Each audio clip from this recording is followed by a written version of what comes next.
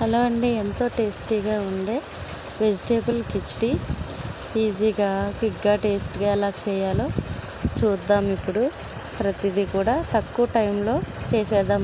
ఒకసారి దానికి కావాల్సిన పదార్థాలు కూడా చూసేద్దాం రండి. దానికి కావాల్సినవన్నీ నేను కోసి పెట్టుకున్నాను ముందుగానే.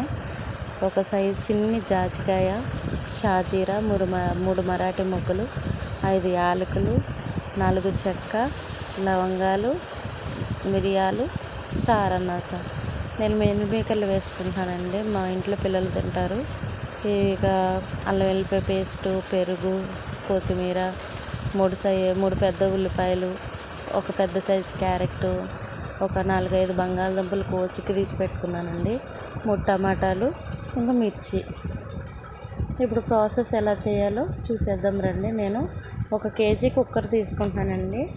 కేజీ కుక్కర్ని శుభ్రంగా కడిగి మనము గ్యాస్ వెలిగించి పొయ్యి మీద పెడదామండి. ఒకసారి పెట్టి ఇప్పుడు మనకి బాగా హీట్ అయిన తర్వాత అందులో వాటర్ అంతా కూడా పోయాక మనం ఆయిల్ వేసుకోవాలి, లేకపోతే మీదకి నూనె అనేది తూలుతూ ఉంటుంది. కాబట్టి హీట్ అయిన తర్వాత మాత్రమే ఆయిల్ వేసుకొని మనం ఏవైతే తీసుకున్నామో బిర్యానీ సరుకులు అవన్నీ కూడా అందులో వేసేసుకొని ఒకసారి కలుపుకోవాలి. కలుపుకున్నాక మనం ఏవైతే ముందుగా కోసుకున్నామో ఆనియన్స్, క్యారెట్, బంగాళదుంప అవి కూడా ఇందులో వేసేసుకుందాం. నేనైతే పచ్చిమిర్చి వేసుకోవట్లేదండి. నేను ఇవి మగ్గిన తర్వాత పచ్చిమిర్చి అనేవి వేసుకుంటున్నాను. ఇవి వేసుకున్నవి కలుపుకోవాలి.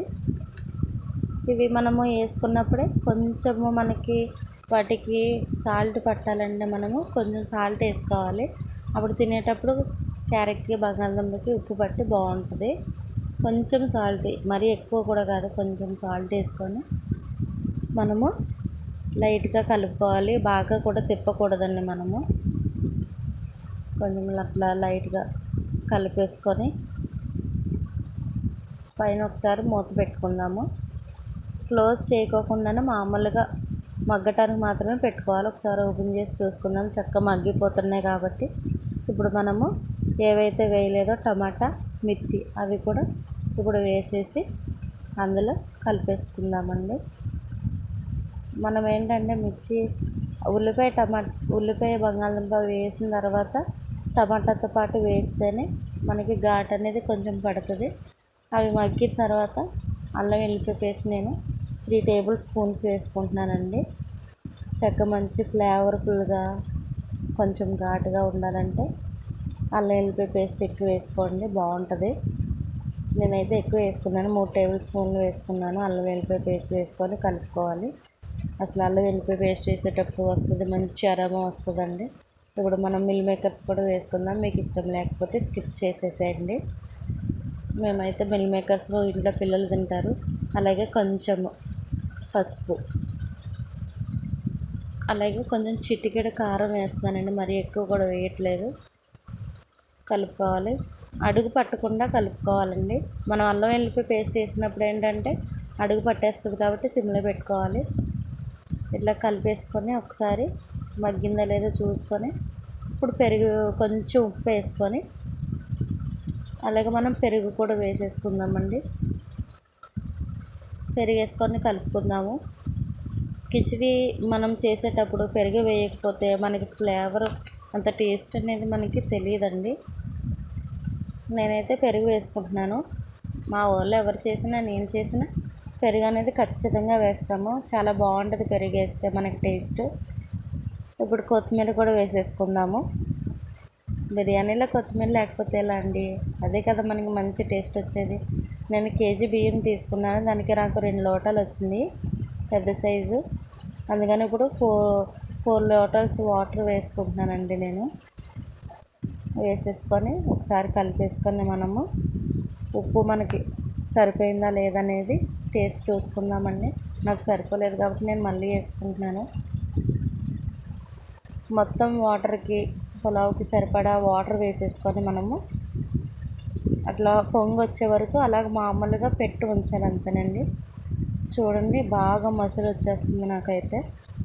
ఇప్పుడు అది తీసేసుకొని ఒకసారి కలుపుకొని, నేనైతే రైస్ తీసుకున్నాను కానీ వాష్ చేయలేదు. అట్లాగే వేస్తున్నాను, పొడి పొడిగా వస్తుందని. శుభ్రం చేసి నేను రైస్ పక్కన పెట్టుకున్నానండి. అవి కేజీ బియ్యం, నాకు 2 పెద్ద లోటాల బియ్యం అనేవి వేసేసుకుంటున్నాను నేను. వేసుకున్నాక ఒకసారి కలుపుకుందాము. చక్కగా అడుగు నుంచి కలుపుకోవాలి. మనకు అప్పుడు ఏంటంటే బియ్యం ఉండకట్టదండి.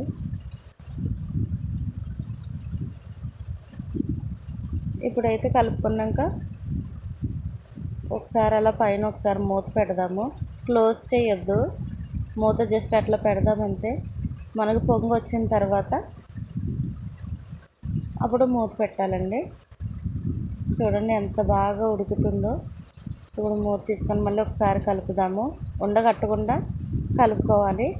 మనకు వాటర్ అంతా పైకి ఇంకిపోయి బియ్యము కొంచెం కనిపిస్తున్నాయి అన్నప్పుడు విజిల్ తీసేసి టైట్గా మూత పెట్టేస్తే అది మనకి కిచిడి అనేది రెడీ అయిపోతుంది. ఎంత బాగా చక్కగా ఉడుకుతుందో చూడండి.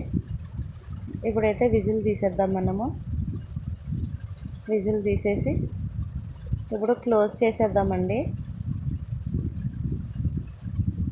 విజిల్ తీసేసి క్లోజ్ చేస్తే ఏంటంటే మనము ఎట్లా ఉంది బిర్యానీ అనేది మనకి తెలుస్తుంది. నేనైతే ఇప్పుడు సిమ్లో పెట్టేసుకుంటున్నాను, ఎందుకంటే నేను కలుపుకొని అన్నీ చూశాను కాబట్టి.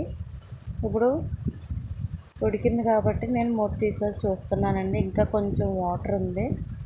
ఒకసారి మళ్ళీ అడిగి నుంచి ఒకసారి కలుపుకుందామండి మనము.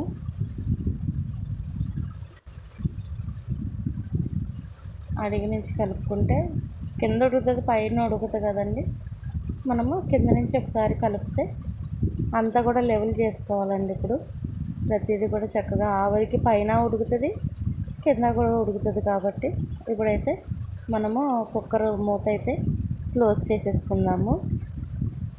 క్లోజ్ చేసేసుకొని అది పక్కన పెట్టేసుకుందాం. మనకి కిచిడీలోకి కాంబినేషన్ ఏదో ఒకటి కావాలి కాబట్టి ఇప్పుడు నేను పెరుగు చట్నీ చేస్తున్నానండి. పెరుగు ప్యాకెట్ ఒకటి తెచ్చుకున్నాను, నేను చిన్నగా కోసుకున్నాను. నేను 3 సైడు ఉల్లిపాయలు, కొంచెం కొత్తిమీర, క్యారెట్. ఇప్పుడు పెరుగు గిన్నెలో వేసేసుకొని చక్కగా కోసుకున్నవన్నీ కూడా వేసేసుకొని తగిన సాల్ట్, మనకి రుచికి సరిపడా సాల్ట్ వేసుకొని చక్కగా కొంచెం లైట్గా వాటర్ వేసుకొని కలిపేసుకొని మనం ఉప్పు సరిపోయిందా లేదో చూసుకోవాలి.